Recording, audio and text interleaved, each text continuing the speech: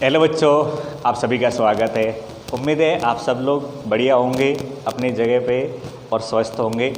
काफ़ी टाइम के बाद एक लंबा ब्रेक लेके हम हमारा सिलेबस फिर से स्टार्ट कर रहे हैं और ये 12th क्लास का सिलेबस है। होपफुली सब ने 11th क्लास के सिलेबस को अच्छे से पढ़ लिया है और आप लोग पास भी हो गए हैं, सब 12th क्लास में आ चुके हैं। यहाँ पे हमें थोड़ा सा और सिंसियरिटी से हमारी क्लासें स्टार्ट करनी है और रेगुलरिटी के साथ में आपको पढ़ना है, क्योंकि ये आपकी बोर्ड क्लास होने वाली है। 12th क्लास के अंदर हमारा जो मैथ का सिलेबस है वो एनसीईआरटी के अकॉर्डिंग चलने वाला है।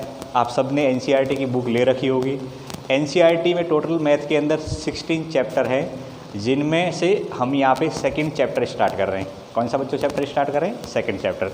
काफ़ी इम्पोर्टेंट चैप्टर है और इस चैप्टर के अंदर आपको जो कुछ सिखाया जाएगा वो आगे डिफरेंशिएशन में और इंटीग्रेशन में काम आएगा। तो न केवल इस चैप्टर को ध्यान में रखते हुए पढ़ना है, बल्कि ऐसा पढ़ना है कि आपको आगे भी जहाँ ज़रूरत पड़ेगी तो इस चैप्टर में जो कुछ हमने पढ़ा है वो आपके दिमाग में अच्छे से रिपीट हो जाए या याद आ जाए, ऐसी मानसिकता से आप पढ़ें। तो क्या करेंगे, इस चैप्टर को पढ़ने से पहले कुछ बातें हैं जो आपको पता होनी चाहिए इस चैप्टर को समझने के लिए। जैसा कि नाम में पता लग रहा है, इस चैप्टर का नाम है इन्वर्स ट्रिग्नोमेट्री। इन्वर्स शब्द का मतलब होता है हिंदी में प्रतिलोम और ट्रिग्नोमेट्री को हम बोलते हैं त्रिकोणमिति। तो इस चैप्टर का नाम हिंदी में क्या है? प्रतिलोम त्रिकोणमिति है। ठीक है। जैसा कि बच्चे सब जानते हैं कि हम जब भी हमारे किसी चैप्टर की शुरुआत करते थे तो आपको मैं थोड़ी सी उस चैप्टर के बारे में समझाता था, और हमारा पहला लेक्चर तो हमेशा इंट्रोडक्शन चैप्टर होता है, लेक्चर होता है, जिसके अंदर मैं उस चैप्टर के बारे में आपको भूमिका समझाता हूँ कि चैप्टर आया कैसे, इसकी चैप्टर की हमें क्या पहले से कुछ बातें पता है या नहीं है। तो बस उसी मानसिकता से पढ़ने वाले हैं। आप भी वही हो, मैं भी वही हूँ, कुछ चेंज थोड़े आया है, वैसा ही वैसा ही। तो बस उसी तरीके से पढ़ेंगे जैसे हम क्लास में पढ़ते थे। यहाँ पे बस मैं कैमरे के पीछे हूँ, आप कैमरे के उस साइड में हो। तो देखो, प्रतिलोम त्रिकोणमिति का चैप्टर स्टार्ट करने से पहले मैं आपको ये बता देता हूँ कि हमने त्रिकोणमिति वाला पार्ट 11th क्लास में पढ़ा है ना, तो हमें सारे फॉर्मूले की ज़रूरत नहीं है। यहाँ पे कुछ चुनिंदा कॉन्सेप्ट है जिनकी ज़रूरत इस चैप्टर को समझने के लिए पड़ेगी। तो आपको मैं थोड़ा सा एग्जाम्पल लेता हूँ कि त्रिकोणमिति था, उसके अंदर हमने टोटल 6 त्रिकोणमिति अनुपात पढ़े थे और उनका नाम यहाँ पे बोलूँगा तो मैं त्रिकोणमिति के अंदर 6 फलन पढ़े थे। कौन कौन से याद आ रहे? साइन था, कोस, टेन, कॉट, सेक, कोसेक और कॉट, ये 6 त्रिकोणमिति फलन थे। हम इन सभी त्रिकोणमिति फलन का प्रतिलोम पढ़ने वाले हैं। अब प्रतिलोम का मतलब क्या है? कई बच्चे बोलेंगे सर नहीं समझ में आया। प्रतिलोम का मतलब क्या होता है? तो प्रतिलोम का मतलब ये होता है, आपको मैं धीरे धीरे समझाता हूँ, आप मेरे साथ समझिए। बच्चों देखो, f(x) बराबर हम लिखें तो sin x तो लिख सकते हैं, कोई दिक्कत थोड़ी। ये त्रिकोणमिति फलन है। मैं इन्वर्स पे आ रहा हूँ, पहले त्रिकोणमिति की बात कर रहा हूँ। तो f(x) बराबर sin x लिखते थे तो f(x) तो फलन के लिए आता था, याद है? सेकंड चैप्टर में हमने पढ़ा था फलन शब्द। तो f(x) तो फलन के लिए होता है जिसमें x चर राशि है। आपको ये भी बताया था, x जो होता है ना, ये त्रिकोणमिति के अंदर क्या होता है? एक कोण होता है। क्या होता है? कोण। जैसे आप लिखते थे 30 डिग्री, 60 डिग्री, 90, 120, 360, आगे भी रखते थे। और आपको ये जो f(x) है, ये क्या मिलता था? ये कोई भी एक मान मिलता था जो कि -1 से 1 के बीच में होता है। एक कुछ बच्चों को याद आया होगा कि त्रिकोणमिति में हम कुछ भी कोण का मान रखें तो हमें जो मान मिलता है वो -1 से 1 के बीच में मिलता है। अब ये जो कोण होता है ना, यहाँ पे वो किसका काम करता है? इनपुट का काम करता है, याद आया? और ये जो मान होता है ये किसका काम करता है? आउटपुट का काम करता है। मैंने ऐसे भी बोला था कि जो फलन होता है वो एक मशीन होती है। मशीन के अंदर मैंने एग्जांपल दिया था आटे की चक्की का, जिसके अंदर हम कुछ अनाज डालते हैं, गेहूँ वगैरह, तो हमें आटा मिलता है। तो ऐसे त्रिकोणमिति यानी जो भी फलन है वो एक मशीन है। इस मशीन के अंदर कोण इनपुट की तौर पे रखेंगे तो हमें आउटपुट मिलेगा। तो वो -1 से 1 के बीच में रहता है। अगर नहीं पता है तो ये ध्यान रखें आप। अब ये जो इनपुट होता है, इस शब्द के साथ में मैंने एक शब्द और आपको सिखाया था, याद आया? प्रांत। और इसके साथ में इसको बताया था, ये होता है परिसर। क्या होता है? परिसर। अपनी जगह बैठे बैठे थोड़ा सा हाँ हूँ करते रहिए कि प्रांत बताया था कि नहीं बताया था? प्रांत का मतलब ऐसे x के मान जिसके लिए फलन परिभाषित हो। परिसर का मतलब वो y के मान जो हमें इनपुट रखने पे प्राप्त होते हैं, तो ये परिसर होता है। ठीक है, अब आप कोण को इनपुट के तौर पे रखते हो तो आपको आउटपुट के तौर पे मान मिलते हैं, वो -1 से 1 के बीच में होता है। तो बच्चों ध्यान से सुनो, यहाँ पे जो प्रांत होता है वो कोई भी वास्तविक संख्या हो सकती है, कोई भी वास्तविक संख्या हो सकती है, मैं sin x की बात कर रहा हूँ। और जो हमें परिसर मिलता है वो जैसा कि मैंने अभी बोला है और एक बार फिर रिपीट कर दिया है कि -1 से 1 के बीच में होता है। किसके बीच में होता है? -1 से 1 के बीच में। ये sin x की बात करी फलन के तौर पे। ये सेम कहानी cos x के साथ होती है। cos x के अंदर भी इनपुट क्या होता है? कोण, जिसमें प्रांत बोलेंगे, और वो कोई भी वास्तविक संख्या हो सकती है, x बिलोंग टू r, यानी कोई भी वास्तविक संख्या हो सकती है। यानी इस मशीन के अंदर कुछ भी आप इनपुट के तौर पे रख सकते हो, कोई दिक्कत नहीं आती है, मशीन अच्छे से काम करती रहती है। अब हमें एक ऐसी मशीन बनानी है जो यहाँ पे जो काम किया है ना उसका उल्टा करे, नहीं समझे? हमें एक ऐसी मशीन बनानी है, मैं आपसे कह रहा हूँ कि जो त्रिकोणमिति फलन है ना, इस मशीन का उल्टा काम करें। यानी हम आटे की चक्की की उदाहरण लें तो हम अनाज के तौर पे गेहूँ डालते थे तो हमें आटा मिलता था। अब कह रहे हैं आटा डालें और गेहूँ बन जाए, ऐसी मशीन बना दो। बना सकते हैं, हम साइंटिस्ट लोग हैं। तो इसी बात को प्रतिलोम शब्द से जोड़ा जाता है, यानी जो यहाँ पे काम कर रहा है त्रिकोणमिति में, जस्ट उसका रिवर्स काम करे, इसी को बोलते हैं इनवर्स या प्रतिलोम त्रिकोणमिति। तो इस चैप्टर का मतलब समझ में आ रहा है कि हम यहाँ पे जो इनपुट डालते थे वो तो उस मशीन के अंदर आउटपुट बन जाए, और जो यहाँ आउटपुट है वो हमारी इनवर्स वाली मशीन के अंदर इनपुट बन जाए, उसी को बोलते हैं इनवर्स त्रिकोणमिति। अब बात आती है कि चलो ठीक है, इसका मीनिंग हमें समझ में आ गया, लेकिन इसको लिखते कैसे हैं? तो बच्चों लिखने का तरीका मैं आपको समझा देता हूँ। यहाँ पे जो लिखते हैं प्रतिलोम त्रिकोणमिति के बारे में, तो उसको ऐसे लिखते हैं, f(x) की जगह तो f(x) लिखते हैं, लेकिन साइन के साथ में यहाँ पे -1 लगाते हैं और उसको ऐसे लिखते हैं। अब पढ़ते हैं कैसे? f(x) बराबर साइन, ये जो -1 लिखा है इसको इनवर्स पढ़ते हैं। तो मेरे साथ में एक बार फिर से सुनिए और समझिए कि क्या मैं बोल रहा हूँ। इसको पढ़ेंगे f(x) = sine inverse x। English में ही पढ़ना है, हिंदी में नहीं पढ़ना है आपको। तो साइन इनवर्स x बोलेंगे, आपको साइन की घात -1 नहीं बोलना है, क्या बोलना है? साइन इनवर्स x बोलेंगे। बोलना समझ में आ गया?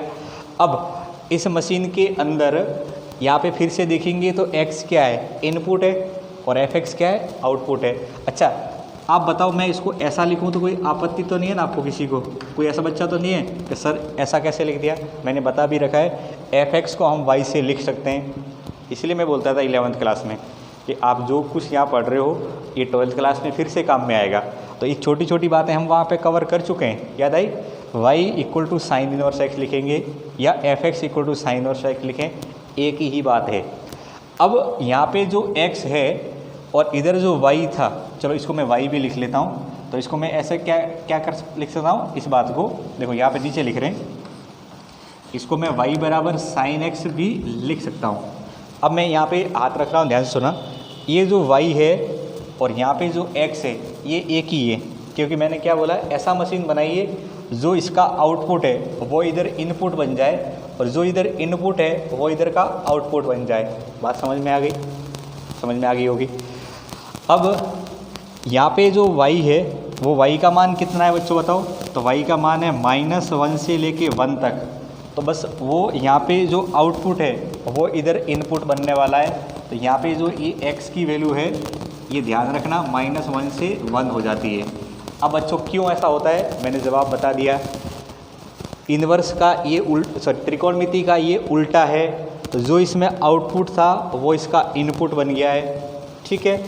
और यहाँ पे जो y है वो y क्या होना चाहिए? तो कई बच्चे बोलेंगे सर आपने बोला है कि यहाँ का y उधर x बन गया है, तो यहाँ का x इधर y बन जाएगा।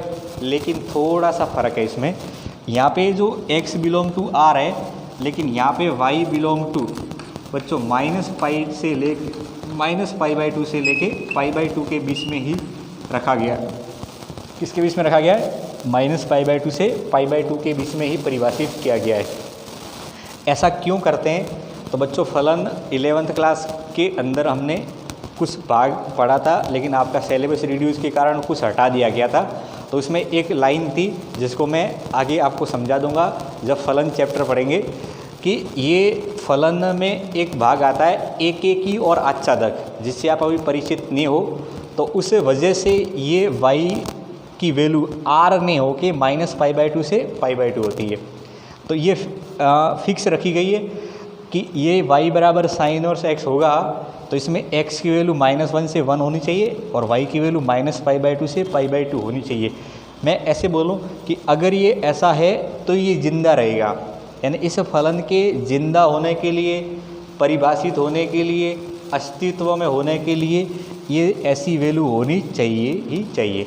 दूसरी बात, अब बताओ यहाँ पे ये x क्या है, ये x क्या है, x का मतलब कोण, तो यहाँ पे x का मतलब y है। तो ये y की जो वैल्यू होती है ना, ये अपने आप में किसको रिप्रेजेंट करता है, एक कोण को रिप्रेजेंट करता है। किसको रिप्रेजेंट करता है, कोण को, यानी कोण कौन है, y, और y किसके बराबर है, साइन इनवर्स के बराबर है। तो आप यहाँ से समझ सकते हो, नोट करके लिख लो भले इस बात को, कि जो भी प्रतिलोम त्रिकोणमिति होते हैं, क्या होते हैं, प्रतिलोम त्रिकोणमिति होते हैं, वो अपने आप को प्रतिलोम त्रिकोणमिति कोण या एंगल को निरूपित करते हैं। किसको निरूपित करते हैं, प्रतिलोम त्रिकोणमिति कोण, जिसको इंग्लिश में बोलते हैं एंगल, को निरूपित करते हैं। किसको निरूपित करते हैं, कोण को निरूपित करते हैं। अगर मैंने लिखा है साइन इनवर्स x, तो साइन इनवर्स x का मतलब एक कोण के बराबर होगा। अब वो भले 30 डिग्री हो जाए, 60 हो जाए, 90 हो जाए, माइनस में कुछ हो जाए, लेकिन ध्यान रखना है कि वो -π/2 से π/2 के बीच में होगा अगर साइन इनवर्स x है। क्या बोला मैंने, इनवर्स या प्रतिलोम त्रिकोणमिति एक कोण को निरूपित करते हैं। उस कोण का जो मान होता है, वो मान जैसे y से लिख रहे हैं, क्योंकि साइन इनवर्स एक कोण है और साइन इनवर्स का छोटा सा नाम क्या दे दिया हमने, y। भाई इसको लिखना तो थोड़ा सा मुश्किल है, लंबा सा ज़्यादा जगह जाएगी, लेकिन ये तो एक ही लेटर में अक्षर में आ रहा है, इसलिए इसका निरूपण क्या किया है, y से। लेकिन इसकी आदत क्या है, इसकी जाति क्या है, ये किस परिवार का है। तो जितने भी इनवर्स या प्रतिलोम त्रिकोणमिति होते हैं, उनका परिवार कोण के अंदर आता है। जैसे अब सबकी अपनी अपनी जाति होती है, जैसे इंसान, पशु हैं, पक्षी हैं और हैं कुछ भी, वैसे इनवर्स की क्या जाती है कि वो कोण को निरूपित करता है। इस बात को मैंने 3-4 बार बोल दिया है, आप भी अपने दिमाग में अच्छे से बैठा लो कि अगर मैंने साइन इनवर्स लिखा है, आगे हम पढ़ेंगे तो कॉस इनवर्स x पढ़ेंगे, आगे और पढ़ेंगे तो टेन इनवर्स x, क्योंकि जितने त्रिकोणमिति हैं उन सब के इनवर्स परिभाषित कर रखे हैं। तो कॉट इनवर्स, आगे आएगा सेक इनवर्स और उससे आ जाएगा कोसेक इनवर्स x। तो ये सब के सब किसको निरूपित करते हैं, ये सब के सब कोण को निरूपित करते हैं। अब ये जो कोण होते हैं वो फिक्स होते हैं, साइन के अंदर -π/2 से π/2 के बीच में आते हैं। कॉस पढ़ेंगे तो उसके अंदर 0 से पाई आता है। एक ये जो टेबल बना के हम देखेंगे कि इसमें जितने भी इन्वर्स हैं, भले वो साइन है, कोसेक है, इन्वर्स में टेन है, कॉट, सेक और कोसेक, तो इसके अंदर सब में आपको x दिख रहा होगा। तो ये x की वैल्यू ज़रूरी नहीं है कि सब में ऐसे ही हो, ये अलग अलग में अलग अलग होती है। तो वो कैसे होती है उसकी मैं एक सारणी समझा रहा हूँ, उस सारणी से आपको याद रखना है। अब आप इतना तो समझ गए होंगे कि ये जो y = साइन इनवर्स x लिखा है, तो इसमें x क्या होगा बच्चों, x क्या होगा हमारा, ध्यान रखना, x हमारा प्रांत होगा। क्या होगा, प्रांत। और ये जो y है इसको क्या बोलेंगे, तो बच्चों इसको बोलेंगे परिसर। क्या बोलेंगे, परिसर। आपको अब इससे रिलेटेड बातें नहीं पढ़नी है, हमें जो कुछ पढ़ना है वो किसके लिए पढ़ना है, आपको जो कुछ पढ़ना है वो पढ़ना है साइन इनवर्स x के या इनवर्स त्रिकोणमिति के अनुसार। आई थिंक यहाँ तक समझ में बात आ गई होगी।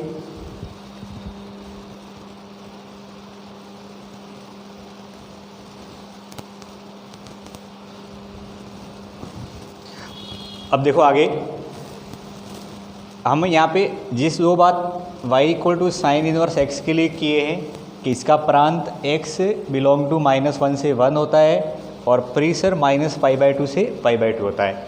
बिल्कुल ऐसे ही कॉस इनवर्स एक्स भी एक प्रतिलोम त्रिकोणमितीय फलन है।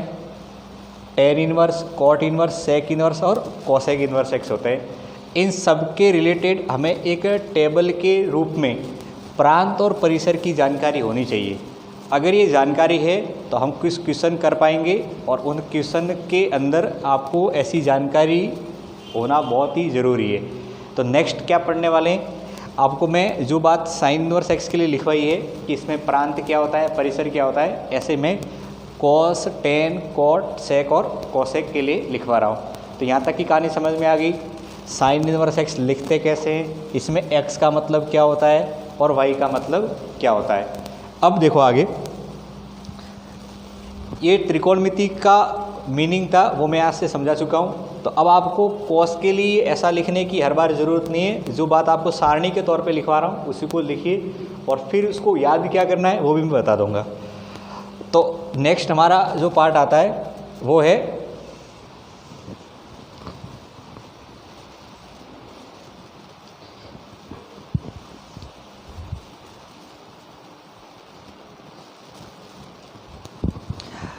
अब देखो अगला जो हम लिखेंगे वो है एफ एक्स बराबर कॉस इनवर्स एक्स। क्या है, एफ एक्स बराबर कॉस इनवर्स एक्स। ठीक है, अब इसमें जो प्रांत होता है ध्यान से लिखते जाना, इसमें प्रांत बिल्कुल साइन की तरह -1 से 1 होता है। आप साथ साथ में पिछला वाला पार्ट उतार चुके होंगे ऐसा मैं मान के चल रहा हूँ। अच्छा, ये जो परिसर होता है, परिसर को अपन y से लिखते हैं। तो परिसर जो होता है कॉस के अंदर 0 से पाई होता है। क्या होता है, परिसर कॉस के अंदर 0 से पाई के बीच में होता है। ठीक है, इतनी बात समझ में आ गई होगी।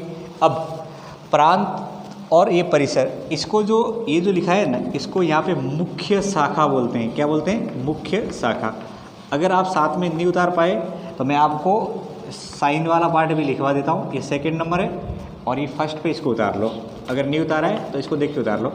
अगर हमने लिखा है एफ एक्स बराबर साइन इनवर्स एक्स, ठीक है, तो इसके अंदर प्रांत, प्रांत का मतलब एक्स, एक्स किसके बीच में है, -1 से 1 के बीच में। परिसर, परिसर का मतलब वाई है और वाई जो है वो साइन इनवर्स के अंदर जो होता है वो -π/2 से π/2 के बीच में है। ये इसकी मुख्य शाखा कहलाती है। ये आपको मुख्य शाखा ज़रूर याद रखनी है। क्या कहलाती है, मुख्य शाखा कहलाती है। मुख्य शाखा ज़रूर याद रखोगे क्योंकि इसके आधार पे क्वेश्चन हम आगे सॉल्व करने वाले हैं। ठीक है, दोनों समझ में आ गई। अब आप बोलोगे सर ये प्रांत भी याद रखने, हाँ, दिमाग में आइडिया रखना है कि प्रांत -1 से 1, इधर भी -1 से 1। इसकी मुख्य शाखा 0 से पाई है, यहाँ पे मुख्य शाखा -π/2 से π/2 है।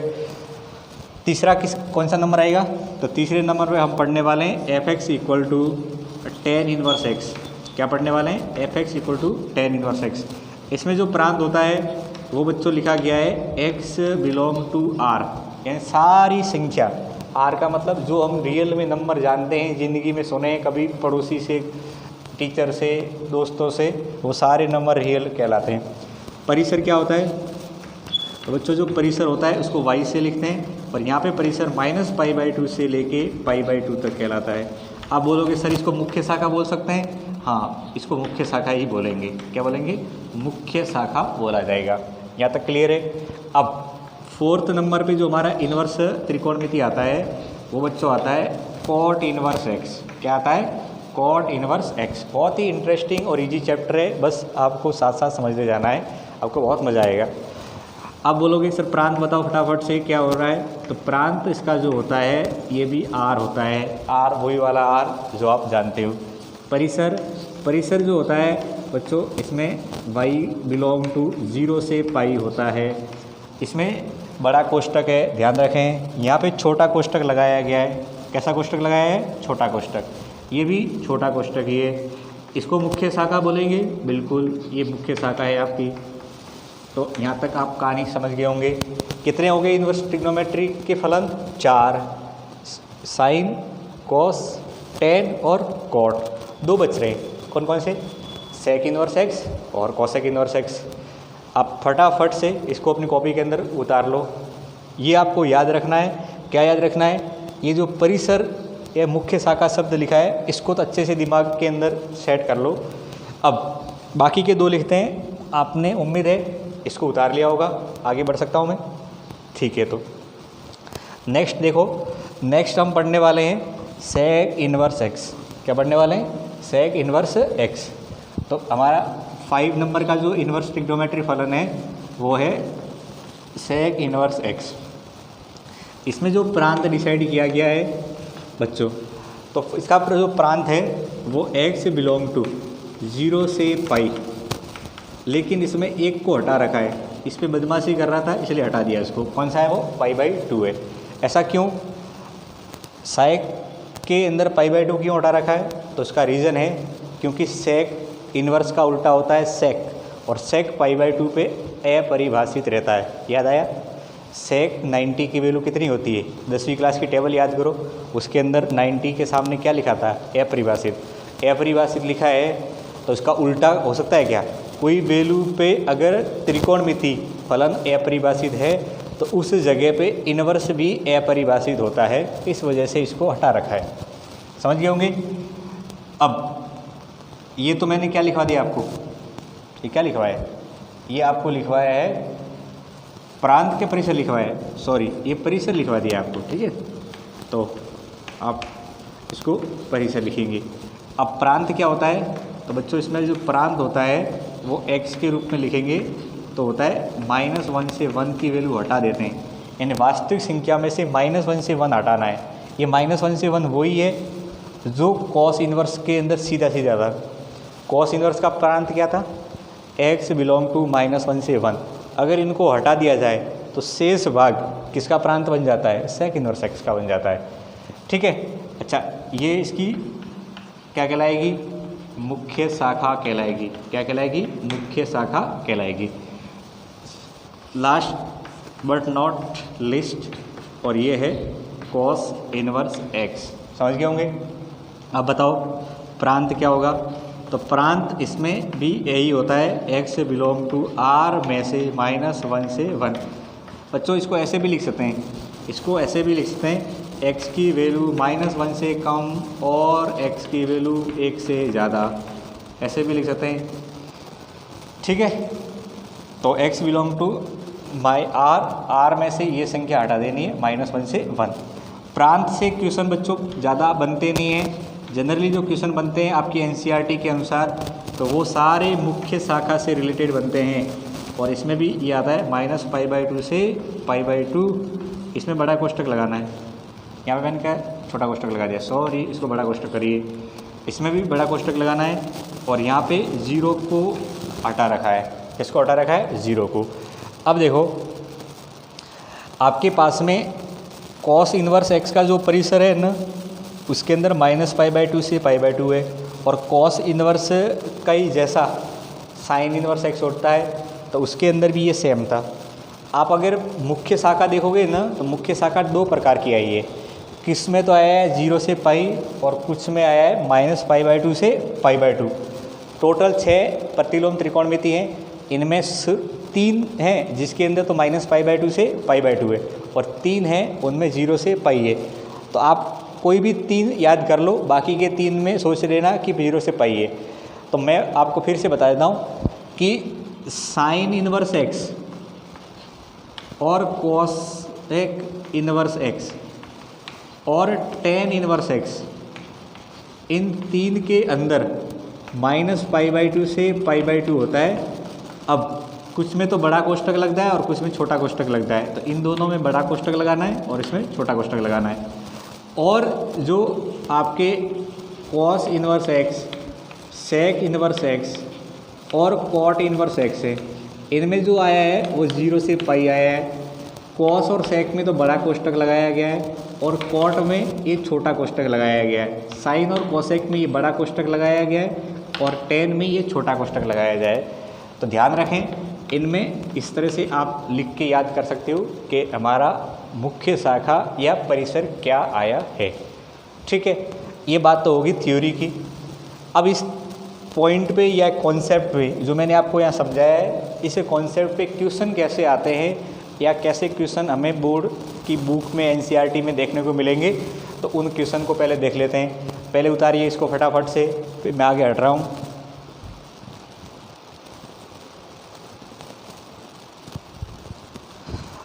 अब देखो आपके पास में जो क्वेश्चन आएंगे वो आपको वैल्यू के तौर पे दे रखे होंगे, और यहाँ से 1 नंबर का क्वेश्चन हमेशा और हमेशा आता है एग्ज़ाम में, बोर्ड एग्ज़ाम में। आज तक जब भी एनसीईआरटी का कोर्स रहा था तो ऐसा क्वेश्चन ज़रूर आया था।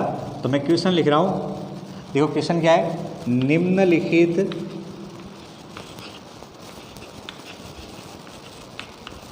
प्रतिलोम त्रिकोणमिति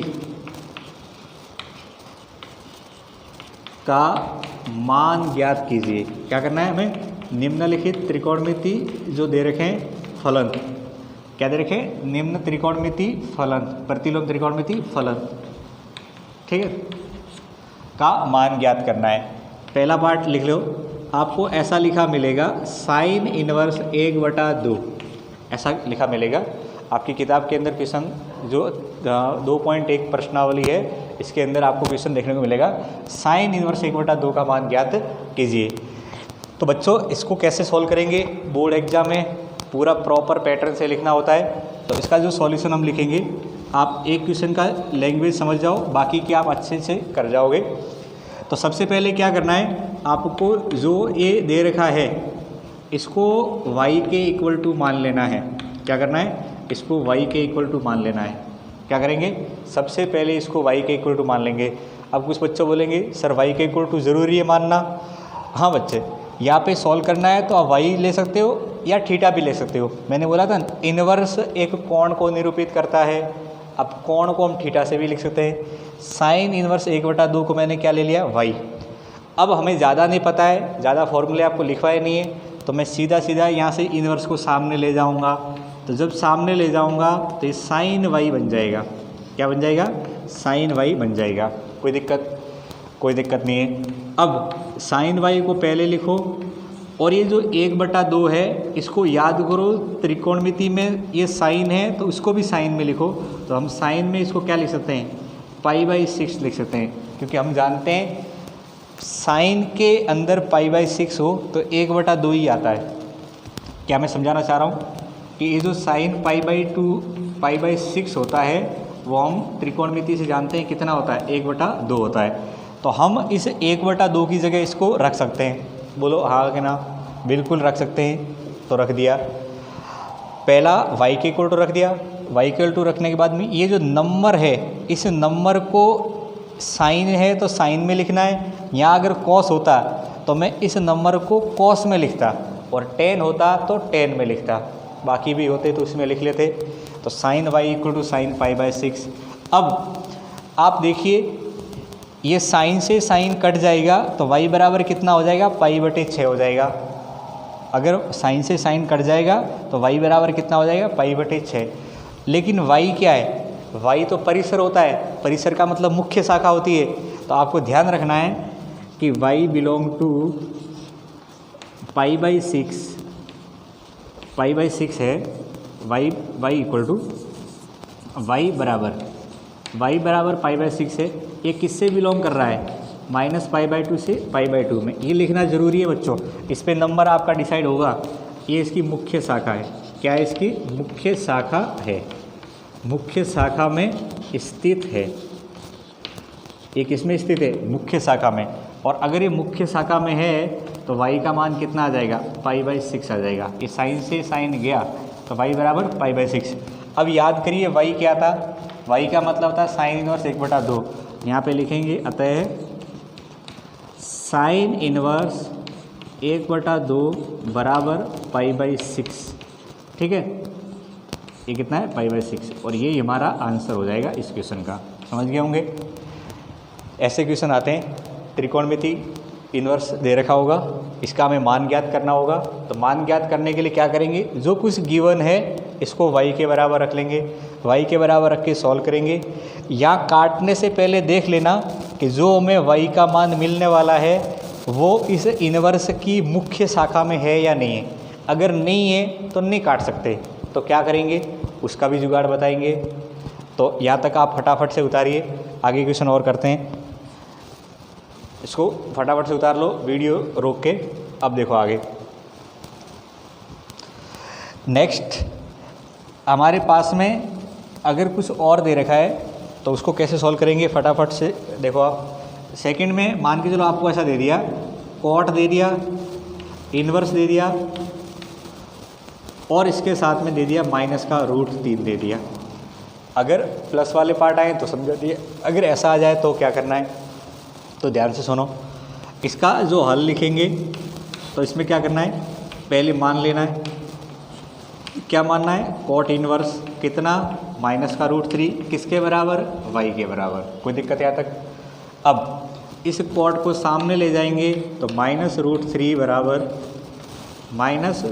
बराबर कॉट y हो जाएगा। यहाँ तक समझ में आ गया। अगर मैं लिखूँ तो कॉट y का मान कितना आ जाएगा, तो माइनस कॉट। अब बताओ कॉट के अंदर कब √3 आता है, त्रिकोणमिति की सारणी याद करो और उस सारणी में सोच के बताओ कि आपको कॉट के अंदर क्या रखने में √3 मिलता था। तो आप सब बच्चों के दिमाग में अगर नहीं आया है तो आ जाना चाहिए, ये π/6 पे √3 मिलता था। किस पे मिलता था, कॉट π/6 पे √3 मिलता था। तो यहाँ पे मैं π/6 लिखूँगा। अब ये माइनस क्यों, ये वाला माइनस क्यों, क्योंकि यहाँ माइनस था। अब बताओ अपने दिल पे हाथ रख के कि मैं कॉट से कॉट को काट सकता हूँ, नहीं, क्योंकि बीच में माइनस साइन है। ऐसा करने से क्या होगा, y बराबर, भाई कॉट से कॉट अगर आपने उड़ा भी दिया तो y बराबर माइनस का π/6 हो जाएगा।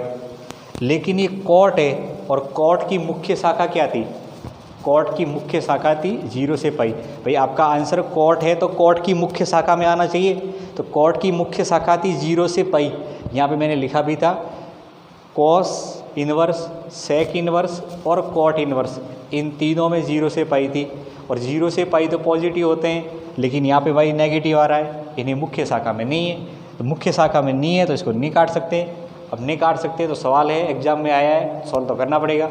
तो क्या करेंगे यहाँ पे, अब आप यहाँ से त्रिकोणमिति के सूत्र को याद करने की कोशिश करिए। अगला सूत्र मैं लिख रहा हूँ, ध्यान सुनना। अब बताओ अगर कॉट के आगे माइनस लिखा है तो मैं इसको ऐसा लिखूँगा, कॉट π-θ लिखूँगा। बोलोगे नहीं सर समझ में आया।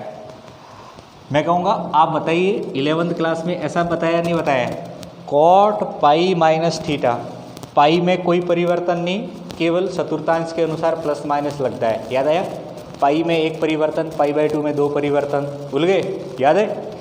तो π-θ सेकेंड क्वाड्रेंट में, सेकेंड में कॉट नेगेटिव होता है और सेकेंड में कॉट नेगेटिव है तो उसके आगे माइनस आ जाएगा और पाई से हट जाएगा और केवल कॉट थीटा आ जाएगा। पाई में एक परिवर्तन, वही प्लस या माइनस चतुर्थांश के अनुसार। चतुर्थांश में कैसे लगाते थे, ऑल STC से, याद आया।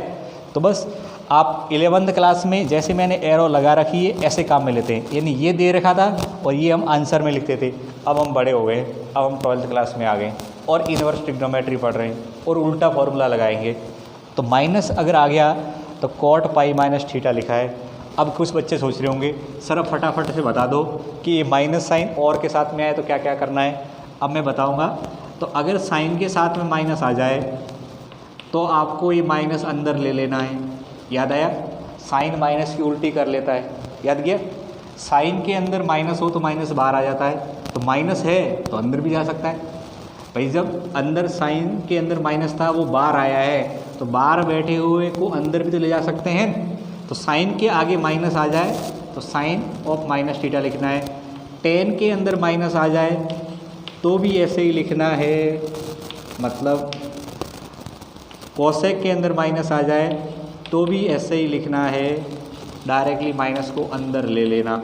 ये 3 फॉर्मूले एक साथ याद रखेंगे। और अगले 3 में क्या करना है, अगर कॉस के साथ माइनस आ जाए तो उसको पाई का सहारा लेना है। कॉट के अंदर माइनस आ जाए तो भी पाई का सहारा लेना है और सेक के अंदर माइनस आ जाए तो भी पाई का सहारा लेके बाहर जाना है। ठीक है, ये 3 फॉर्मूले मैंने आपको लिखवाए, पहला सेट और ये दूसरा सेट। याद रखना अब तक का सबसे इम्पोर्टेंट 3 फार्मूला का सेट आ गया है। आगे आपको 3 फार्मूले के सेट में लिखवाते जाऊंगा, तो लिस्ट लंबी नहीं हो जाए, इसको अच्छे से समझिए। साइन के आगे माइनस आया है तो हम साइन से साइन काट नहीं पाएंगे, तो ऐसी स्थिति में माइनस हटाना पड़ेगा। और माइनस हटाने का तरीका है कि अंदर ले जाएंगे, टेन में भी अंदर ले जाते हैं, कॉस में भी अंदर ले जाते हैं। यहाँ पे माइनस थोड़ा सा डरपोक है, इसलिए पाई का सहारा लेते हैं, इसमें इसमें और इसमें। मज़े की बात पता है क्या है? कॉस, कॉट और सेक जहाँ इन्वर्स थे तो वहाँ पे मुख्य शाखा 0 से पाई थी, नहीं याद आया? मैं फिर कह रहा हूँ, cos inverse, sec inverse, cot inverse, इन तीनों के अंदर मुख्य शाखा 0 से पाई थी। या उल्टा बोल दो, जिसकी मुख्य शाखा 0 से पाई है उनमें माइनस हटाते समय पाई माइनस थीटा लिखेंगे, और जिनकी शाखा माइनस पाई/2 से पाई/2 थी उसमें माइनस डायरेक्टली हट जाता है। कुछ बात की है दिमाग में घुसी? क्या बोला? जिनकी मुख्य शाखा में माइनस पाई/2 से पाई/2 था, कौन कौन सी मुख्य शाखा माइनस पाई/2 से पाई/2 था? मैं बार बार बोलता रहूँगा जब तक आप याद नहीं करोगे। साइन इन्वर्स, टेन इन्वर्स और कोसेक इन्वर्स, इनकी मुख्य शाखा में माइनस पाई/2 से पाई/2 था, तो उनमें तो माइनस डायरेक्टली अंदर जाता है।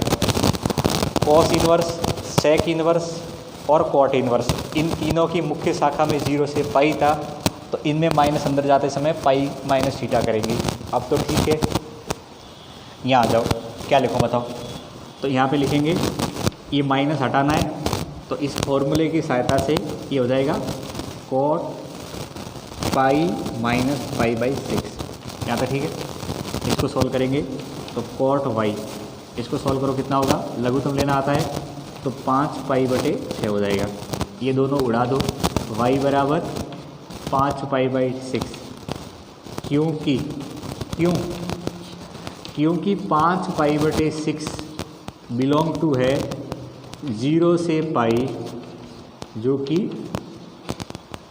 कि मुख्य शाखा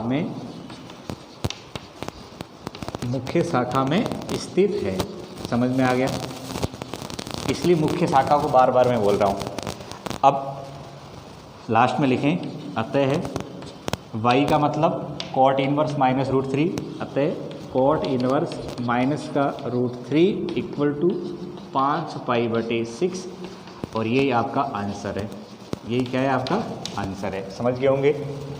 बिना माइनस वाले क्वेश्चन में कैसे सॉल्व करेंगे और माइनस वाले को कैसे सॉल्व करते हैं। पिछले क्वेश्चन में माइनस नहीं था, इसमें माइनस था, तो यहाँ तक आप अपने कॉपी के अंदर उतारिए।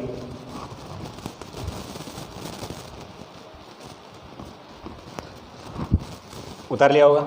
अब बच्चों, आप अपनी किताब की 2.1 एक्सरसाइज खोलिए। इस एक्सरसाइज के अंदर आप देखोगे तो आपको कई सारे क्वेश्चन दिखेंगे।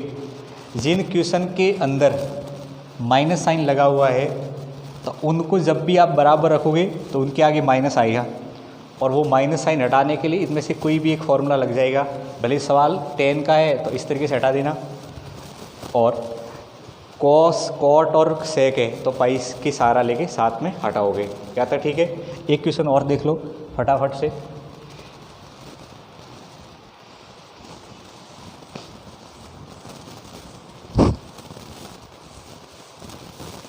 अब मान के चलो आपको ऐसा दे रखा है, जो मैं समझा रहा हूँ, ध्यान सुनना। तीसरा क्वेश्चन ले लेते हैं। मान के चलो आपको दे दिया कि सेक, मैं लिख लेता हूँ, कोसेक इन्वर्स और माइनस का 2, इसका मान ज्ञात करना है। तो हम कैसे हल ज्ञात करेंगे? सबसे पहले ये दे रखा है कोसेक इन्वर्स -2, इसको y के बराबर रख देंगे। अब बताओ, ये जब सामने जाएगा कोसेक y बराबर कितना हो जाएगा? -2 होगा, नहीं होगा? ये सामने गया तो -2 हो जाएगा। अब ये कोसेक y है, ठीक है? अब ये कोसेक y है तो इसको भी कोसेक में लिखेंगे। अब बताओ, कोसेक में 2 कब आता है? उल्टा सोचना है। कोसेक में 2 आता है पाई/, अच्छा ऐसा होता तो थोड़ा मैं चेंज कर लेता हूँ, 2/√3 है मान के चलो, तो 2/√3, तो यहाँ पे भी 2/√3। अब बताओ, कोसेक में 2/√3 कहाँ होता है? माइनस में, तो माइनस तो आगे रख लिया है, और 2/√3 होता है पाई/3 पे, जानते हो? अब बताओ, ये माइनस साइन है, कोसेक से कोसेक काट सकते हैं? नहीं काट सकते हैं। नहीं काट सकते हैं तो इस माइनस को हटाना पड़ेगा। अब ये माइनस हटेगा तो देखो यहाँ पे कौन से फॉर्मूले से मैच कर रहा है? इस वाले से मैच कर रहा है कि नहीं है? तो इससे हटा दो, तो cosec y equal to cosec minus का पाई/3 अब इसको उड़ा दो, y बराबर कितना आ जाएगा, माइनस का π/3, जो कि मुख्य शाखा में, जो कि माइनस π/2, ये बड़ा कोष्टक लगाना है। मुख्य शाखा क्या है, माइनस π/2 से π/2 में स्थित है। ये लाइन लिखनी है। अगर स्थित है तो अतः करके लिख देंगे, अतः कोसेक इनवर्स -2/√3 इक्वल टू कितना हो जाएगा, माइनस का π/3 आ जाएगा। समझ गए होंगे, फास्ट तरीके सॉल्व कर सकते हैं। अब किसी क्वेश्चन में मान के चलो ये 2 आ गए, एक यहाँ है और इसके एक बगल में आ गया, तो क्या करेंगे, कुछ नहीं करना है, ये y लिखा है 2 हो तो y1 + y2 समझ लेना, और ऐसे मान के चलना है कि 2 सवाल एक साथ आ गए, 2 सवाल एक साथ आ गए, ऐसे करके हम सॉल्व कर लेंगे। तो आप अपनी किताब के एक्सरसाइज नंबर 2.1 के सवाल करिए और होपफुली आपसे हो जाएंगे। ये फॉर्मूले याद रखना। नेक्स्ट क्लास के अंदर हम आगे वाला पार्ट कवर करेंगे। तब तक के लिए बच्चों बाय बाय।